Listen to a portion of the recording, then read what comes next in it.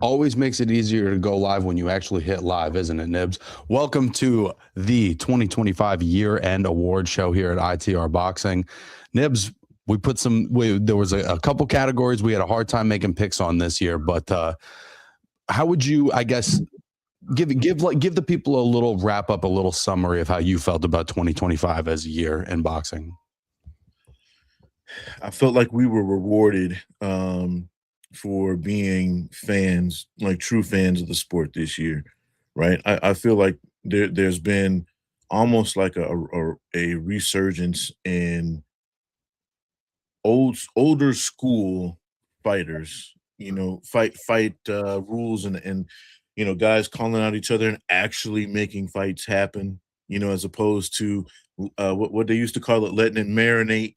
We didn't get a lot of that in 2025, and there was a lot, man. There was a lot of ups and downs and in betweens, but I think it was a great year in boxing. I think we got a lot of new guys coming up that I'm really excited to see what happens with them going forward in 2026. I'm really excited for 2026 because of what we got in 2025, bro. So I think it was a bang up year. Plus, we brought back catch and counter, baby. What better year can you have? You know what I'm saying? Listen, it was definitely a hell of a year for us here at ITR Boxing, for you and I, in terms of getting back into doing this show every week. So it's been a pleasure rocking with everybody all year. I guess to just briefly sum up 2025 for me, I feel all the same ways as you do about some of the matchups that we got. We got some great matchups this year. But there's so many great ones that we didn't get. And so for me, at times, I feel like when I think about what if all of those fights happened, how healthy the sport would be, that's kind of what gets me excited. There's definitely some shifts that we've talked about extensively in the business and in the structure of boxing that leaves some uncertainty moving forward. But there's also, things like ProBox, Salida Promotion, some of these MVP cards that are really doing a great job developing fighters that also get me excited about the future of the sport, some of which we're going to get into today. But before we get into our award picks, Nibs, Amanda Serrano came back for the first time since her rivalry with Katie Taylor, gets a dominant decision over Reina Tejas, who is a hell of a young fighter, showing up last minute at 22 years old and really just getting tossed into the deep end and competing. How do you assess Amanda's performance and the fight as a whole? First off, huge Amanda fan. I've been a fan of hers since before, you know, she became part of the MVP universe. But I'm gonna tell you something. One, I thought she was fly. Had a little bit of cheek out. I love it. You know what I'm saying with the Jordans. I know everybody. I know. We I catch hell. With Felix and all those guys. They hate the Jordans in the ring, but I think it's actually kind of fly. It sets It's her so apart New even York, more. bro. It's so fucking New York. Right. And it's New York Puerto Ricans too. You know what I mean? Like it's a whole thing, bro. You have if you know, you know. You know what I'm saying? Facts. And I know you know. Yes, sir. Um, and I appreciate the style, but all that aside, bro, I'll be honest with you. I think if Tellez, yeah, we know you hate the Jordans, but I think if Tellez had a full camp, she might have given Serrano some problems, bro. Because I like what I saw in Tellez on that short notice. I appreciate the young bull for taking the fight, on short notice and representing herself well enough, to black up the eye, to take the shots. She wasn't in there just kind of following a script. She looked like she was coming there to really think she had a shot, and she gave Amanda some problems here and there. But at the end of the day, I mean, it's Amanda Serrano, bro. She does what she does. She's okay with taking two or three because she's gonna give you four or five. You know what I mean? And when she pieces you up with that four or five in round 7, 8, and 9, you're gonna be like, damn, you're gonna feel all five of them shots. So hats off to Amanda for getting a good win. Late replacement opponents can go bad either way sometimes, and this was a hell of a fight. So hats off to both ladies for giving us an actual really good main event, man. It was a hell of a main event. And I think the thing that amazes me about Amanda is it's obvious that she's no longer in her prime, right? In the late HBO days where she was getting early knockouts and she just looked like a force of nature. She's not that anymore, but she's kind of in like the Pacquiao Rios, Pacquiao Vargas part of her career. And the longevity that she's been able to have in women's boxing, I think, is unprecedented. I mean, we just don't have a ton of examples in this era, right? In the Christy Martin, Mariana Juarez era, there was a certain level that was more common because they had to fight so often to make a living. In this modern era, Amanda stands alone in that category in terms of longevity and sustained excellence at the top of her game, and she continues to do that. Do I like watching her eye get swole up and her still having hard fights at this point in her career? It's not my favorite. I'm a big fan, so I want to see her always go out on her own terms, which I think she is still doing. She's still a hell of a fighter, but I at times see some of that vulnerability that her as a force of nature in 2018, 2017, we didn't always see.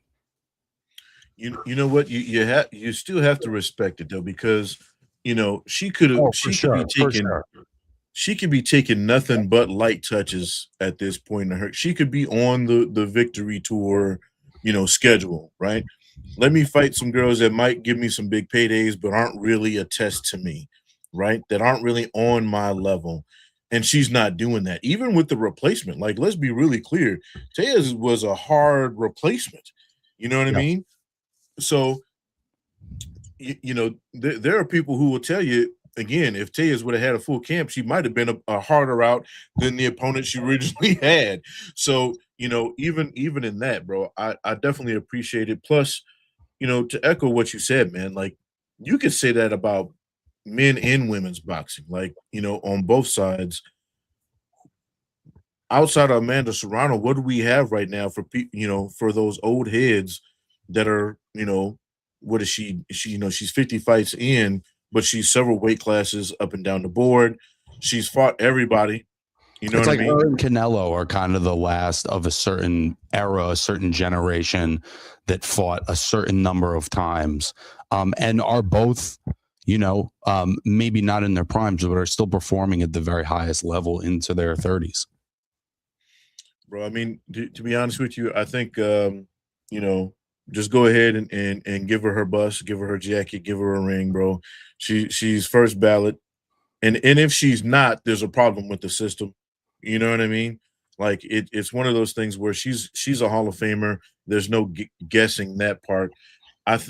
I'm more excited to see what she does post career. Like, does she stick around the sport? Does she get into acting or some shit like that?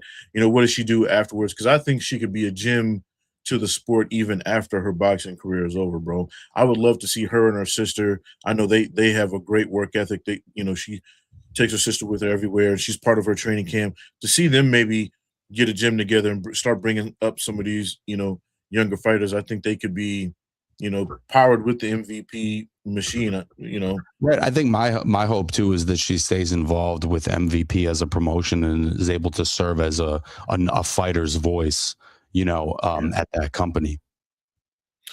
Look, bro, and I say this all the time. I know people have certain opinions of Jake Paul as a fighter, but what he's doing for the sport on the promotion side, we've never had an all-female main card like the one we just had, bro. You know what I'm saying? Like, you don't see it, and he's doing it, and then all the undercard fights were male fights, and obviously done on purpose. But from top to bottom, the prelims and the main card, I mean, there wasn't a boring fight. I mean, there was a couple here and there that weren't as exciting, but when you have good fights top to bottom, and you're putting on good quality female fights, bro. Look, you can say what you want to, but if it wasn't for MVP, most of us wouldn't even know. Most average people wouldn't even know who Amanda Serrano and Katie Taylor are. Without a doubt, bro. I think those are great points. With that, I think it's about time we get into our 2025 picks, and I'm going to let you decide where we start with these picks this year, brother. Well, I think everybody wants to start with the big boys, right? You want to start with a bang, but I think we're going to work backwards, bro. I think and one thing I appreciate a lot about working with ITR and especially you, bro, is that we get to check each other, right? Like people might think that when we come on here, we agree on a lot of things on air. They don't see the beforehand. There's a lot of nah, bro, I don't fuck with that. Oh, well, hold on, wait a minute. Don't consider this. You know what I'm saying? People don't see that, and I think a lot of that went into this list. We spent a good amount of our own quality time coming up with this list, and there wasn't always an agreement across the board. People, I just want to for people who understand so people can understand what I'm talking about. Quite literally, when he sent me the thumbnail for this, he's like, "Well, I still kind of believe." In this one here. So, but let's all that to be said, let's start with prospect of the year. And because this was actually your guy that I actually fell in line with after we had our discussion, I'm gonna let you go with the prospect of the year, man. Go ahead and run it off. Well, for us this year, it felt like Jamal Harvey really stood out as somebody that was on the 2024 Olympic team and didn't necessarily medal. Obviously, we only had one medalist in Omari Jones this year. But in his first two professional fights is like clearly already a world-class fighter. And we want to see him go through the motions and take certain level fights and hit certain benchmarks. And in the early part of his career here, I've just been really blown away at the ring generalship. He just fought a guy that was 5-0 with 5 knockouts in his second pro fight on the undercard of Paul versus Joshua. Stole the show for us, right? Like I think he was really a true standout. And as much as there's so many other great prospects in the sport right now, to me, when I think about 23 years old, 2-0 in their career, who's the sky? Who can say the sky is the limit? And for me this year, that's Jamal Harvey. And this was one of those ones where we didn't necessarily agree, and it wasn't because of Jamal's talent, obviously, right? Like I think we all agree that this dude's one of those ones. My thing is I thought we had a couple of guys really that were doing more, but for everybody to understand, those who watch and will watch later, when we say prospects, we're talking about guys that are still fighting at a prospect level. Some of these guys who might not necessarily have gotten the bigger fights yet, but they're fighting contender level fights. We've taken them out of the prospect pool. So when you consider that, I think, and the potential in Jamal Harvey, it's you say the sky's the limit. I think the clouds and the moon are the limit with this kid. You know what I mean? When you look at everything that he has, it's to pick out flaws in Jamal Harvey, even this early on in his career, is being extremely nitpicky. You know what I'm saying? Right. And you've got to look for problems. Of course, there was other great candidates, right? There's guys like Jahai Tucker, who continues to improve and get better, 23-year-old guy. There's guys like Steve Navarro, Albert Chop Gonzalez. There's a ton of talent, right? And then there's other young talent that kind of graduated this year. Moses Atama gets a first-round knockout over Dillian White. Tiger Johnson completely dominates Nicholas Flaz, who was undeniably a top 10 welterweight. So when you have wins like that, it kind of takes you out of that prospect category, which we love to see. We love to see guys level up. But I think that in terms of the true definition of a prospect, that Jamal Harvey just fit the bill for us.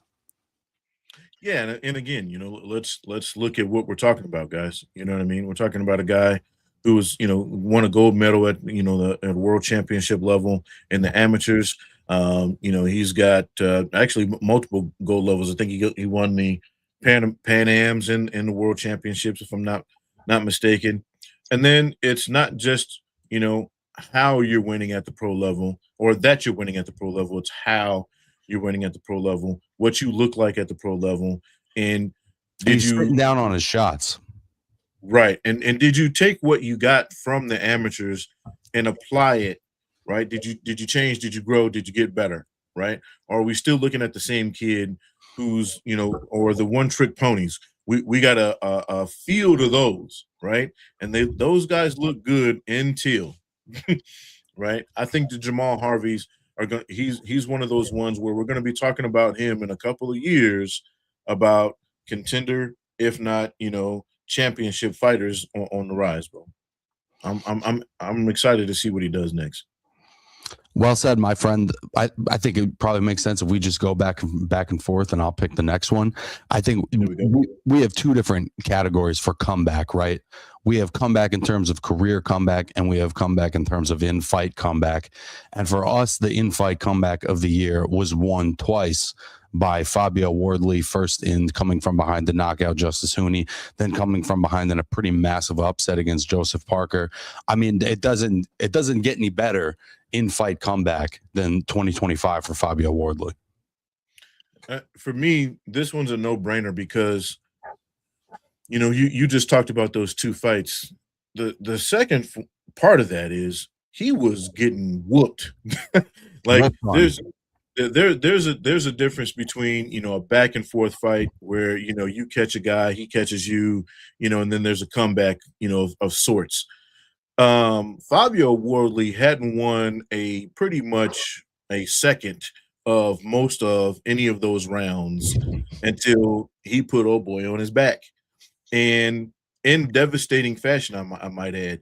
But the crazy part is the entire time he didn't look like he was ever in any trouble, even though he was being outclassed, he was being outboxed, he was being beaten to the punch, and he was taking some heavy shit, bro. It's not like he was taking some light punches and just getting outboxed. He was getting his ass whooped for the entire fight. Comes out, lands one of those punches we all wish and pray we can land in a video game, and he does it in real life. I mean, I don't know what much more can you do to win comeback in fight of the year than what Fabio Wardley is accomplished. And then to back that up and then go on and then dominate a guy most people picked you to get your ass whooped again by, and Joseph Parker. I mean, I don't know, bro. I don't think that I've seen a comeback of that magnitude in my adult career. Either one of those performances would have won this award individually, right? But you take a guy. Usually, there were times in that fight where I was like, oh man, they might stop it, because he's not winning. Like he has no chance of winning this fight unless he gets the knockout. And there were a couple of times where I was afraid they were going to stop it because the punishment he was taking. So the fact that he was able to land that punch in the way he did, hey man, hats off to him, Fabio. And then now he's setting himself up where now, most people didn't know who this guy was a year ago. Now he's being thrown in the conversation with Usyk and everybody else at the top of division, and well earned. So well earned. We'll see what happens, bro. And you talk about comebacks, so we got to talk about comeback of the year. I mean, I want to mention the honorable mention on this one first. We usually throw them in at the end. Shadasia Green, bro. And yeah, she's a fan of the channel, so we might feel like we got some bias. So what? Yeah, we do. Now, Shadasia Green, bro, is one of those stories where you have to root for her. And I'm not even going to disrespect you by going into her career too much without passing it off to you. But why would you say notable mention is earned in this regard for Shadasia? Listen, bro, it's been an incredible last couple of years being able to cover Shadasia and be a part of that camp and in the capacity that I have, and getting to learn from her and from Barry Porter and all of her training partners. To me, what's been so incredible is it wasn't just the defeat to Franchon Crews-Dezurn. It was some of the things she had to deal with outside the ring that led to a sort of a collapse in her mental health that she's been very upfront about, and upfront with our channel about, what it took to come back from that. And for her to have a tough fight with Melinda Watpool and get her first world title then at the end of 2024, and then to beat like a generational fighter in Savannah Marshall here in 2025. And I think, inarguably mark her spot as a pound for pound talent in the sport. You look at where she was at just 2 short years ago, and it really is incredible, to see her have that kind of performance against, like I said, one of the best of her era. Yeah, I mean, I think that's what people don't take into consideration a lot and not just with boxers or any combat athlete, but athletes in general.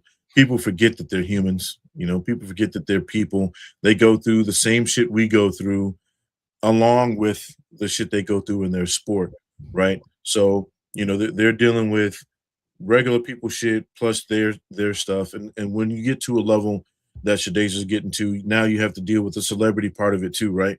So there's all those things mixed into it, and that you know can be in a lot of cases we've seen detrimental in an extreme way to one's mental health. We've seen a lot of people who couldn't handle that and it went a completely different way. So hats off to her for that. And I think that overcoming that has been, to me, the bigger comeback than anything she's ever going to do in the ring. Yeah, and then to have the in-ring performance, to have the validation of, beating outside of Claressa Shields, really beating the best middleweight and up fighter of the era, somebody that pretty much dominated Franchon Crews-Dezurn, Shadeja's sort of great rival of this era. And I think to get that win was just very vindicating for her and her team on a lot of different levels. And it was only beat by the guy we actually ended up giving the award to, which was Devin Haney. And you talk about, good segue there is the things outside of the ring, right? Devin Haney was, pretty much 2025 was the year of the shit outside the ring for him. After the Ryan Garcia fight, everybody and their mama was running their names through the mud. Wasn't helped any by him and his father and their actions. They were throwing fuel on the fire. They made it very easy for them to be targets, right? And then he comes up and he says, "You know what? I'm moving up to 147, and oh, by the way, I'm taking the guy at 147, who most people thought was the most dangerous puncher in the weight class, and still may very well be that in Brian Norman." And then proceeds to thoroughly outclass and whoop on him for 12 rounds. Took him to school, put him on the canvas. I showed that he was absolutely a level above, and that's what great fighters do, right? Especially in moments where you doubt them. So these are the moments where fighters become great, when their back is a little against the wall. Not everything is in their favor anymore. And they rise to the occasion. And I think to look at where Devin Haney was after the Ryan Garcia fight, to look at the relatively timid nature of his fight with Jose Ramirez, where I wasn't really sure what to make of that. I know Jose's a dangerous puncher. I know he's tough, but he's getting older. He's had a lot of tough fights. That was the kind of fight that Devin really could have showed out, and he didn't. And I think that's what made the win over Norman, who was coming off a tremendous knockout over Jin Sasaki, a fantastic win over unbeaten Giovanni Santillan, was undeniably the number one guy at the weight. I mean, who else can you give it to? I mean, look, Brian Norman was doing this. Devin Haney was kind of starting to do this a little bit, right? And if you're going to come back and then go up and weight and fight the guy, you better have a performance like that, right? Like this is the playbook. This is how you answer all the questions, right? People were doubting you. People were saying, "Oh, well, a lot of people thought I may or may not have said he was washed at one point. I cannot confirm nor deny. But there were a lot of people who were asking questions about whether or not you should even be fighting anymore. He took the test and aced it, bro. That's how you do it. That's how you do it. That's how you come back. So I'm thoroughly impressed. Well said. That is absolutely how you come back, and I'm looking forward to seeing, what 2025 holds for Devin Haney. If it's the winner of Ryan Garcia and Mario Barrios, if it's a fight with Rolly Romero, I think there's, There's a ton of very interesting matchups. And frankly, at some point, is Devin Haney versus Tiger Johnson like kind of a super fight in the American welterweight division? Bro, 147 is getting exciting again. It's cool. And it's crazy to say it, but after the exodus of all the top guys, right? From a year or two ago, now we're looking at 147 and everybody's excited about it again, right? Because before it was like, yeah, they've got probably the best fighters and some of the best fighters in the world in it, but it's not exciting because we know they're going to win, right? Now it's like, oh shit, no, we got Devin Haney, we got Brian Norman, we got Tiger Johnson, we got there are so many guys coming up from 140 into the 147 ranks, bro. I think it's going to be great, bro. What we got next, man? Before we move on from comeback, I just want to briefly touch on somebody that made a comeback this year that is undeniably worth mentioning for me, and that's a 46-year-old Manny Pacquiao who came back this year and took on a prime Mario Barrios, albeit at times a little bit limited, but a world champion in their prime nonetheless. And Manny Pacquiao is not what he once was, but still had these flashes where I was like, God damn it, that's fucking Manny Pacquiao. And he's still more talented than another guy in his 30s in the ring. Got a draw with Barrios, and I think is just worth mentioning in terms of a pretty legendary comeback moment where I think we were all concerned, is Manny going to embarrass himself? And he certainly didn't. I mean, look, if I got into a boxing ring and at my age, in my mid-40s, it would not look like Manny Pacquiao's return. I tell you that.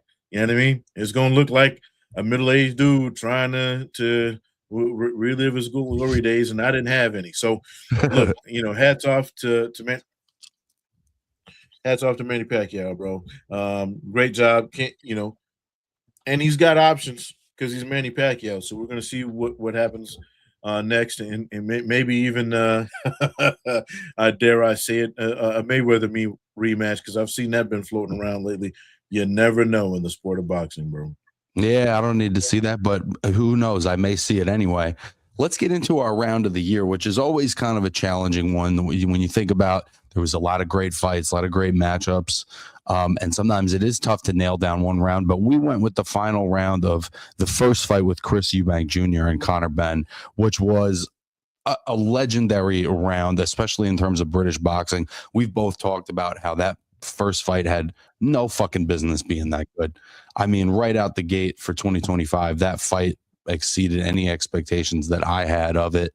Eubank got the win, loses the rematch, but ultimately I think the 12th round of that fight was the best round of the year in one of the best fights of the year.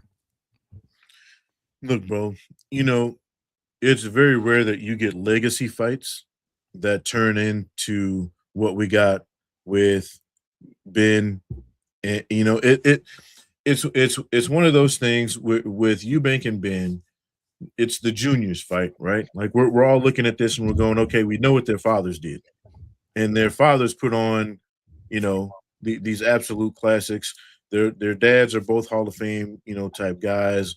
We're talking about, you very rarely get the juniors to put on like their fathers did, right? You name the sport outside of the Mannings, you know what I mean? You rarely see sons live up to their father's name in the same sport anyway. And this was one of those things where I think not only did they live up to, but they exceeded by far the expectations by even their own fathers, right? I think even their fathers might have been,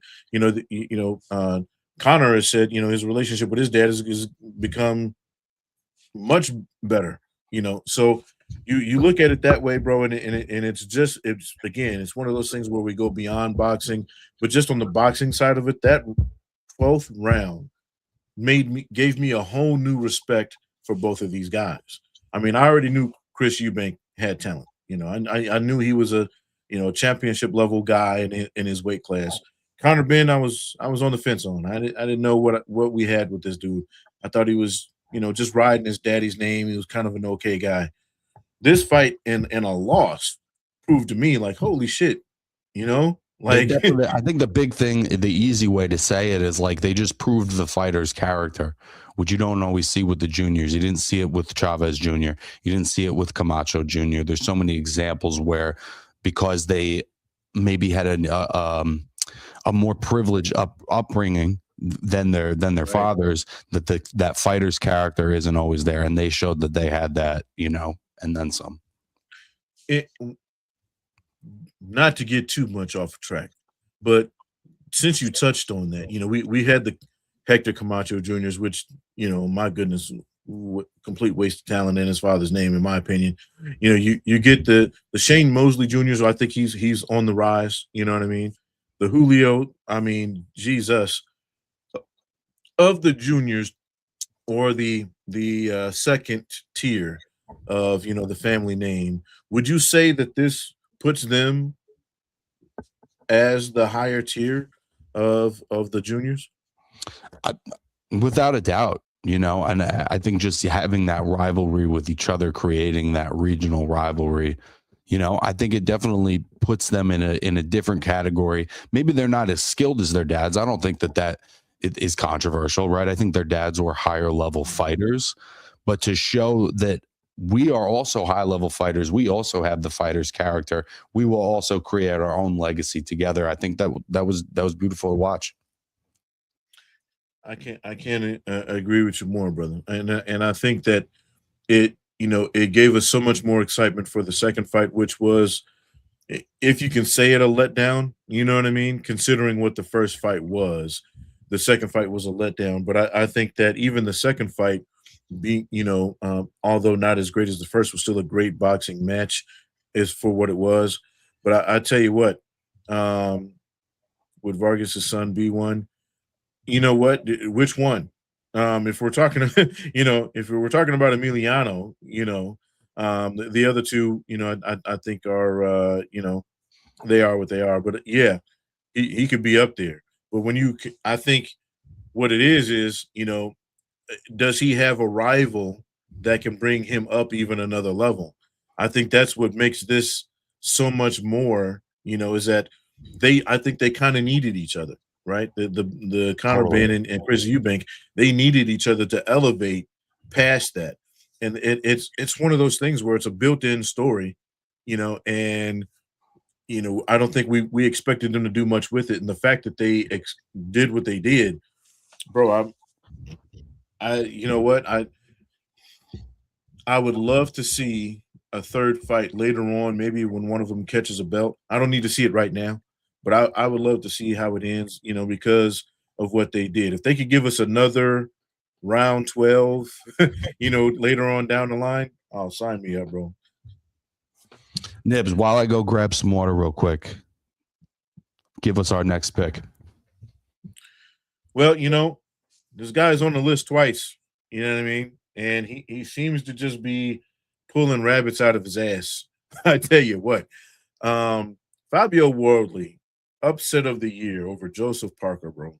Let me tell you, Joseph Parker was believed by just about every media outlet that covers the sport of boxing, and all of the betting sites, all of the odds makers had him winning this fight by a wide margin. There were talks already in place for him to, maybe ascend and fight, Usyk, or these other guys. And then Fabio Wardley said, "Well, hold on, wait a minute." He didn't read the script. He came in there and said, "Hold on, guy, not so fast," and absolutely smoked Joseph Parker, bro. And to me, I think it was an easy pick to make him upset of the year, because of that fact. Bro, I mean, we were both disappointed that it wasn't Usyk. That's how much Joseph Parker was the consensus number 2 heavyweight in the world. He had done it by beating Zhilei Zhang. He had done it by beating Joe Joyce twice. He had done it by beating Martin Piccoli by knockout in the 3rd round. He had just been on a legendary run, and there was no reason to indicate that he was in anything other than his absolute prime, and was it was him and Agit Kabayel in terms of who are the real challenges for Alexander Usyk. Fabio Wardley would not have been on that radar by any means. And when I think of upset, it's not just like betting favorites. It's like who upset the apple cart, who fucked up everybody's plans. And there's no way you can't give that Fabio Wardley knocking out Joseph Parker in a fight. There was no way he could win a decision in. When you look at the heavyweight division, how high would you rank this as far as upsets are concerned in the world of the heavyweight division? Me personally, I think this is right up there with Buster Douglas, Mike Tyson, bro. I think it's not there, but it's on the list, bro. I think you have to put it in like the great upsets. I mean, I think it's on a similar. It's not not the same, but it's not that different from Hasim Rahman versus Lennox Lewis, right? Like it's just there are certain fights that you just don't see coming. And listen, this could be Joseph Parker's moment to be great and win a rematch against Wardley, and that's what Lennox had to do with Hasim Rahman, and we'll see where that goes. But I think in terms of real upsets, this is about as good of a heavyweight upset as I can remember in a decade. Yeah, I mean, maybe since Ruiz, maybe since Ruiz versus Joshua.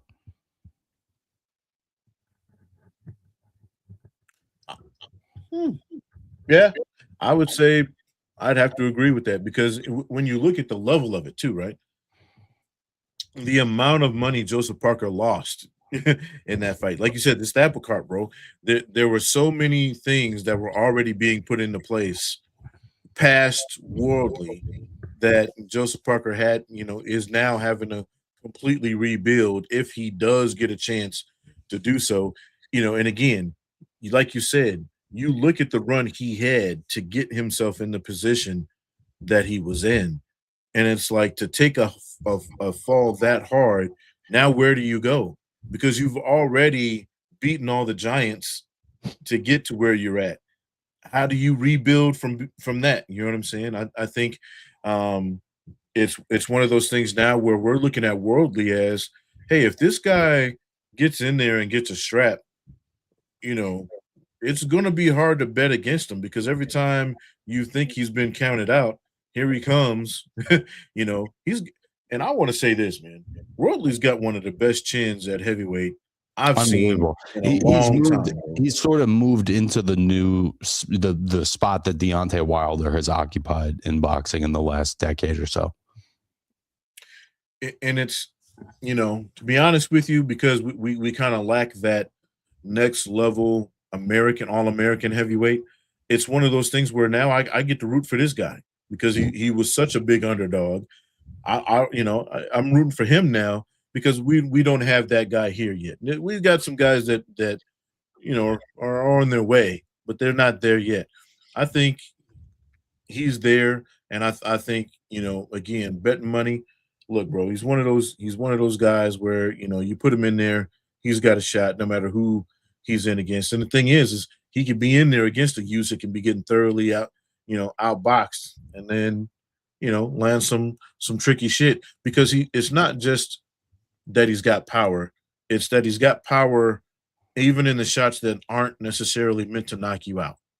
You know what I'm saying? And he throws them he's got a very good way of sneaking his shit in there when you're not expecting it and catching you, on your way in. So I think he's underrated in the fact that he's got a really good boxing IQ, world-class chin, and we already know he's got tanks in his hands apparently.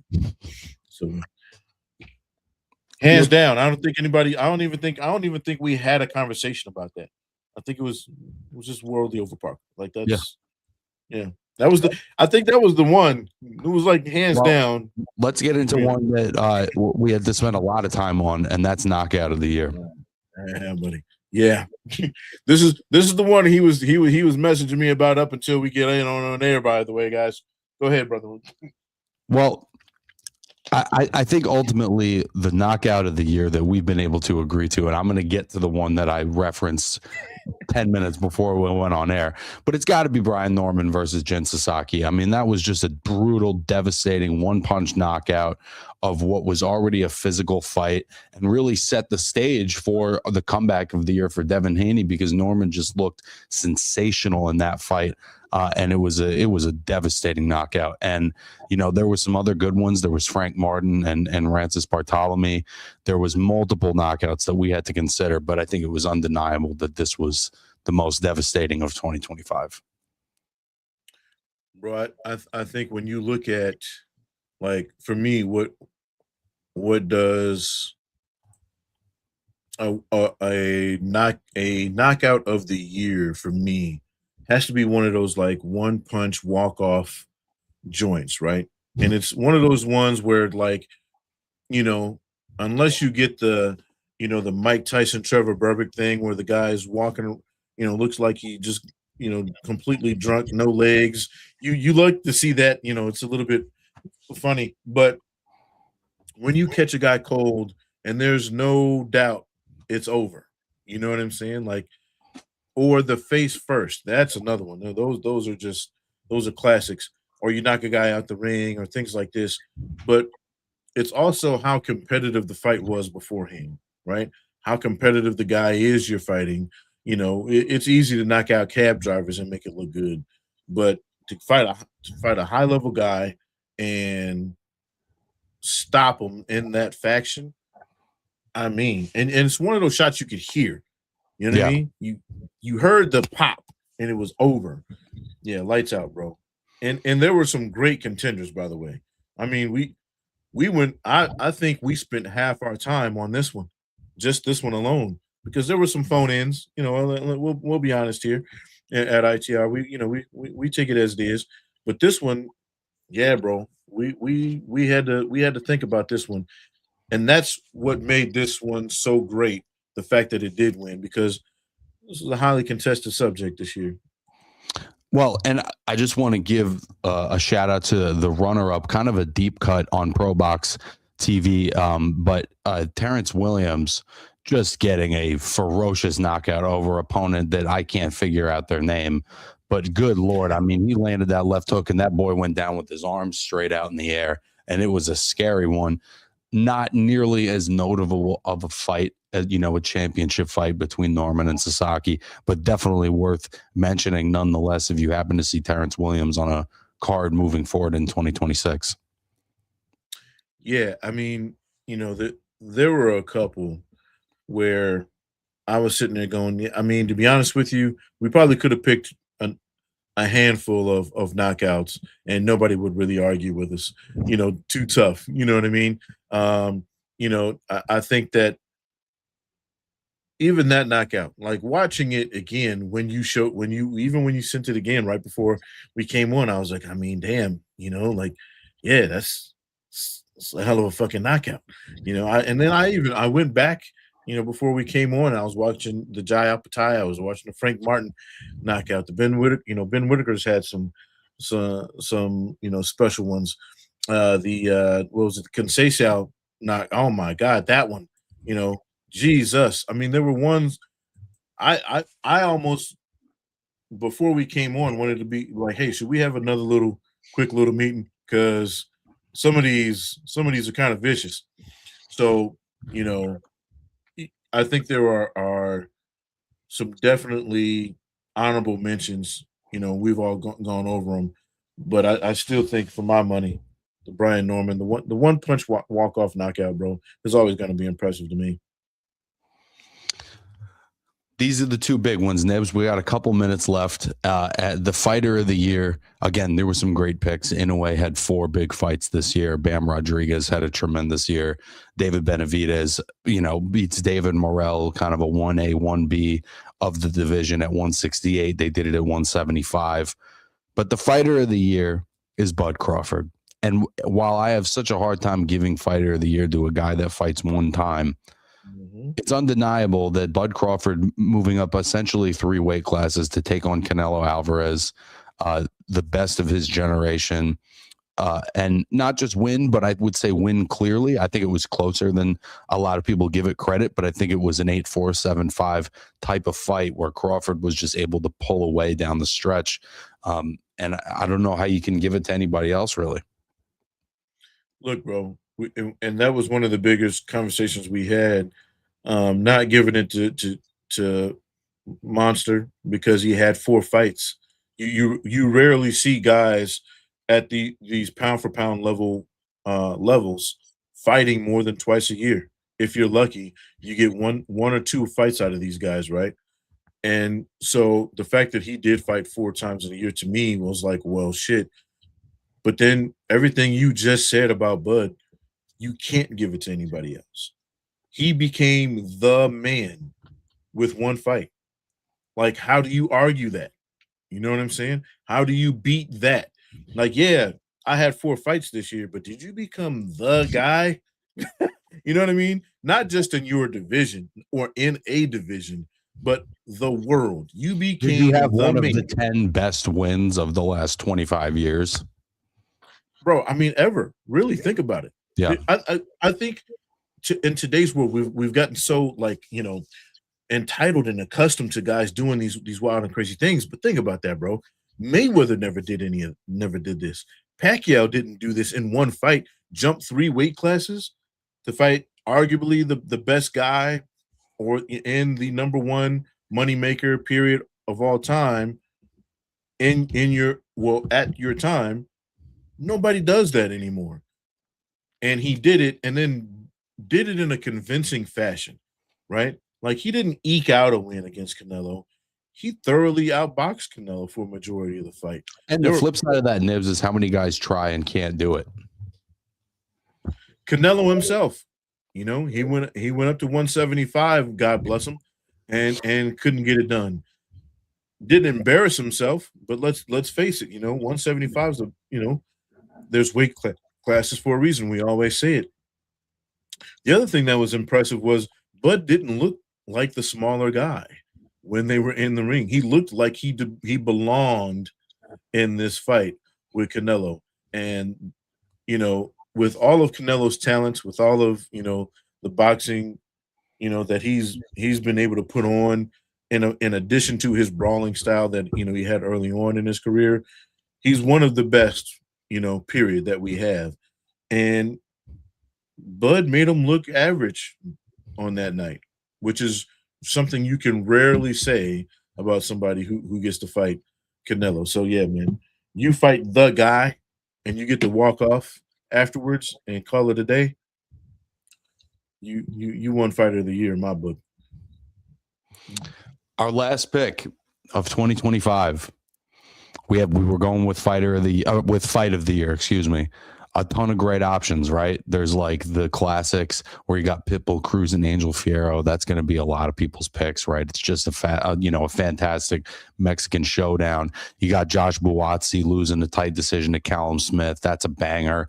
Abbas Barreu gets a great upset against Yoenis Tejas, was also sort of on our radar for upset of the year as well. But the fight that we ultimately found very easy to agree on was Dimitri Bivol's rematch win over Arthur Beterbiev, a rematch of a very close, controversial decision in their first fight. Bivol wins it pretty clearly, even though it was still close. I think he did it decisively in one of the most high-level boxing matches that I can remember seeing, in terms of just two guys who are meant for each other and are so clearly, you know, levels above everyone else of their era. I mean, you know, before I get to that fight, yeah, let's take the honorable mentions out of the way. You know, the round of the year earlier that we talked about was a hell of a fight. Eubank Jr. and Conor Benn won. That was a hell of a fight in itself. We just got done living up the guy, Bud Crawford and Canelo. That was a hell of a fight, guys. You know what I mean? Like, that was a great fight. Like you said, Callum Smith, Joshua Buatsi. I mean, what more can you ask for? You know, David Benavidez and David Morrell. Bro, the Brian Norman Sasaki fight before the knockout. Like, we had so many contenders. There was again, we were spoiled in 2025, bro. A lot of high level shit. But at the end of the day, you're talking about two first ballot Hall of Famers at the weight class of 175. They are, like you said, levels above everybody else. Like there's them, and second place is or third place is a far distant cry, and that's considering who you have in the division. That's about as impressive as it gets, bro. I mean, it's Benavidez, right? And he's and in terms of merit and what he's accomplished in 175, he's third, like quite a bit down there. And I think it's sort of we've been waiting, at least for the rest of 2025, for them to conclude this rivalry. But Bivol, of course, suffering from some injuries in the process of recovery in the last year or so. So we don't know when that third fight's going to happen. But to me, it's one of the great rivalries in boxing history. It's a rivalry that's real, right? It's not manufactured. Nobody's making this up. These guys, this is a real rivalry. These guys are really the best in the division. This isn't me and you saying, "Oh yeah, this guy is really really good." No, they've proven it over and over and over again that these are the best guys. This isn't hyperbole. This isn't smoke screens and selling wolf tickets. These guys are the best in the ring and they smoke it every time in the eye test, and they put on again. I know everybody loves the knockouts. Everybody loves the Wilders versus the Furies, right? We all love that high drama stuff. But at the end of the day, when you can get two guys as skilled as these dudes are and put them in a ring and they're willing to engage, that's another thing that doesn't always happen, right? You get two undefeated guys or two guys at the top of their level, and they come in, and sometimes they're scared to touch each other. You know what I mean? Because they know what the other one is capable of. This wasn't that. This was high level boxing at its best. Give it to me every day of the week, twice on Sunday, even when I'm sleeping. Wonderfully said, my friend. And that concludes our 2025 award show. We appreciate you guys tuning in, hanging out with us, and hanging out with us for all of 2025. We look forward to continuing to do this show in 2026. I'm looking forward to what 2026 has to offer in terms of boxing and in terms of some of the things that I'll be able to do and that we'll be able to do. But for the first time in 2026, Nibs, tell people why it's so important to support local boxing. Look, you if you're supporting ITR, you're supporting local boxing, right? Because this guy right here, Dakota, he does nothing but stick to his local area. He's put people on the map that most people don't know about. Congratulations to him and everything he's been doing with the Slip and Weave podcast, along with ITR Boxing. If you're supporting us, you're supporting us supporting ourselves locally as well. Another couple of things, man. Just really quick, we always talk about support local boxing. I've had people hit me in the DMs. Well, what does that mean? Simple. Join a gym, right? And enroll in a local. Find a gym locally, enroll in there. Attend local events. Donate. Fundraise for some of your guys. Volunteer. There's plenty of events that you can volunteer for. And hey, find those local boxers online. Spread the word. Social media is one of the biggest platforms we have in the world. And every time you find some piece of fruit or tacos that you love, you share it a million times. Well, guess what? When you find a boxer you love, share his content a million times too. Spread the word. And then support amateur boxing. Oh, my God. I can't say this enough. Amateur boxing needs a lot of love. A lot of these guys don't end up becoming pros because they didn't get any support on the amateur level. So when we say support local boxing, that's why. And, it matters because, look, we all come from someplace, and we need the people in that place to make us better. We'll close this out with the quote. It's not a guy who's a boxer, but he's a combat guy. Absorb what is useful, discard what is not. Add is what is uniquely your own. Mr. Bruce Lee.